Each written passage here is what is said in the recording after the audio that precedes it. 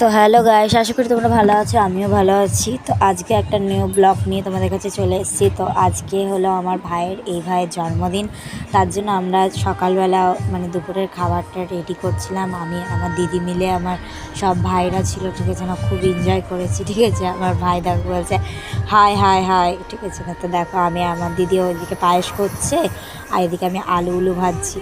তো পুরো রান্না তো পুরো কমপ্লিট হয়ে গেছে। এবার দেখো এখানে সব কিছু আমি সাজাচ্ছিলাম, দিদি তো ওখানে চাটনি করছিল।